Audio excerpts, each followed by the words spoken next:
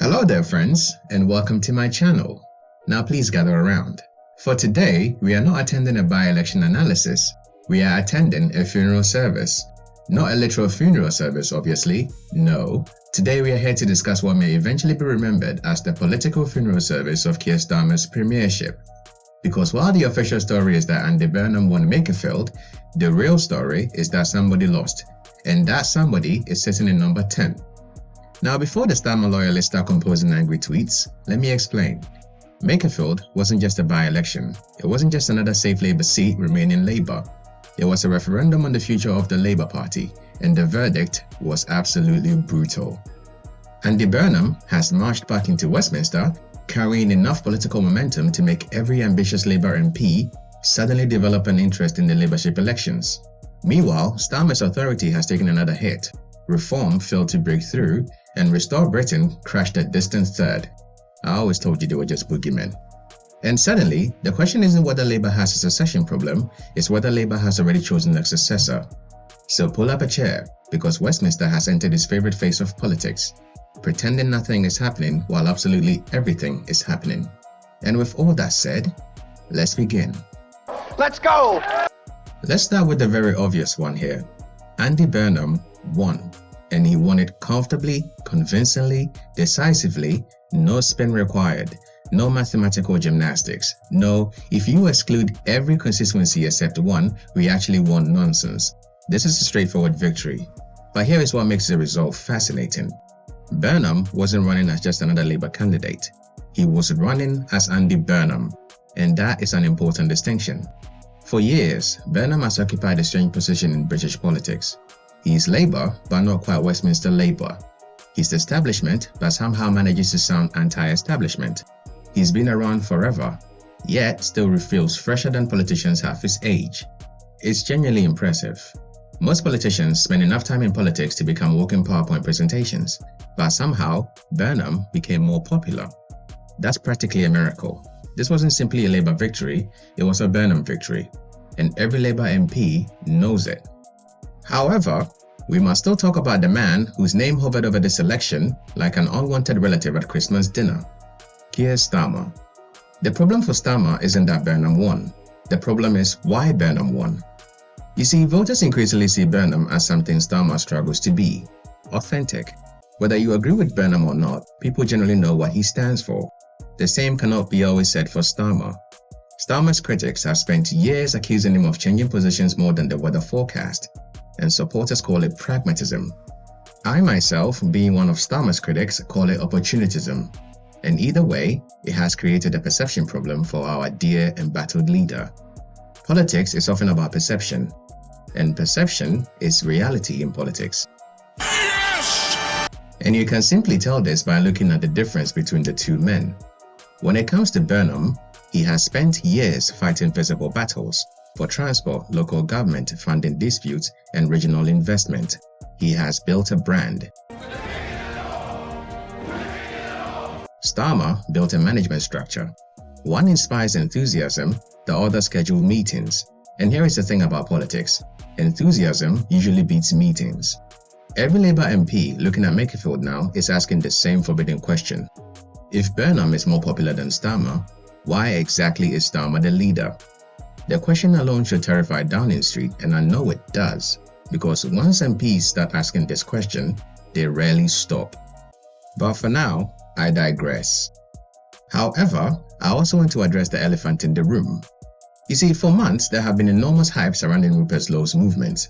According to social media, Restore Britain was apparently about to reshape British politics. According to some commentators, they are building unstoppable momentum. And according to their supporters, Westminster is finished. The keys to number 10. Then the voters arrived, and Restore Britain finished a distant third. Useless. Third, they weren't even an alternative government. They weren't even an alternative opposition. They were spectators. This is why I call Rupert Lowe the boogeyman. This is the only function that Restore Britain will serve in its current state. This matters because political parties can survive losing. What political parties struggle to survive is irrelevance. You see, Makerfield was supposed to demonstrate growth for Rupert Lowe. Instead, it showed its limitations. A political movement ultimately has to answer one simple question. Can you win? It's not about trending, not going viral, not generating headlines. Winning. Makerfield suggests Restore Britain remains a long way from answering that question, and Rupert Lowe has a serious problem. Because politics is a ruthless game. Nobody remembers who came third. Ask any Olympic athlete, they'll tell you the same thing. But again, I digress. But wait! There's more! Now my friends, here is where things become genuinely dangerous for the Prime Minister, because the hidden blade is the most fatal. You see, the greatest threat to Keir Starmer now does not come from Reform UK. It may not even come from the Conservatives or Restore Britain. It comes from inside his own party. And history tells us something very important regarding this very subject. You see, Margaret Thatcher, for all her failings, was extremely loved by her party. This was what guaranteed her power base. Prime Ministers rarely fail because voters stop loving them. They fail because MPs stop fearing them. That's the crucial difference. Once MPs believe another leader could perform better, loyalty begins evaporating at a remarkable speed. Politics is about people, and if you don't get people, you shouldn't be doing politics. And I hope that we can find a managed process that sees us through and gets us on with governing. Makerfield has created concerns, and that means trouble for our dear embattled leader. Whether he likes it or not, it's his time to leave. Whether he accepts it is another question entirely, because all indications tells us that Keir Starmer's brain is completely fractured from reality. I mean, he keeps offering Andy Burnham a big position in his cabinet, not realizing that his policies are obviously dead and his politics is long gone. Time has come, my dear friend. The Reaper sounds his horns and you must hear it. But I would also say to Burnham supporters that before you begin ordering commemorative Prime Minister Burnham mugs, let's discuss reality first, because Burnham faces several significant obstacles in his way to being a Prime Minister. The first is expectations. Right now, Burnham enjoys a luxury unavailable to Starmer. He isn't responsible for everything. The moment you become leader, every problem becomes your fault. The economy slowing down, your fault. NHS waiting list, your fault. Weather's unpleasant, probably your fault. Political gravity applies equally to everyone. You call this a storm? The second problem is scrutiny, for it's easy to look appealing when you are outside Westminster. It's much harder when Westminster starts examining every speech, interview and policy proposal, because that is when the blades will come out. And the third problem is coalition building. You see, Burnham appeals to different factions of Labour for different reasons. The soft left likes him, many moderates likes him, regional voters like him, trade unions members often like him. Keeping all those guys in a happy group simultaneously is considerably hard than attracting them. Politics is full of people who were excellent candidates and disappointment leaders. Keir Starmer serves as a prominent example of this very fact. Andy Burnham must now prove that he belongs in the first category without ending up in the second. And that, given the state of the UK, is extremely hard to achieve. This is the road of peril, and it takes a lot of luck and cunning to survive here. But I've made a video regarding this, you can check that out if you want. And finally, let's be honest. The Labour leadership contest has already begun. Officially it hasn't, unofficially it absolutely has. Every interview, every speech, every parliamentary appearance, every newspaper column, everything now interpreted through one lens. Could Burnham replace Starmer? The answer is very obviously yes. But the fact that people are asking this question is the story in itself.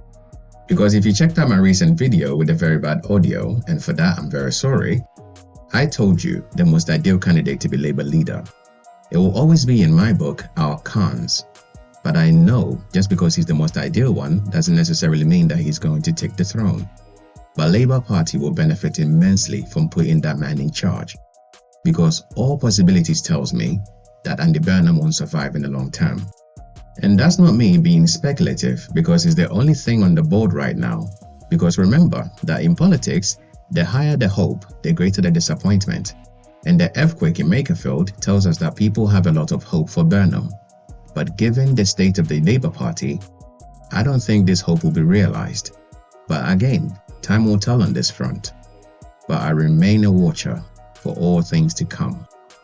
So as the final word on this Makerfield saga, there is a few lessons that we must internalize here. Andy Burnham just didn't win Makerfield, He announced himself as Labour's most credible alternative leader. Keir Starmer didn't lose an election, but he may have lost something as equally important: his dignity and the assumption that there is no alternative to him.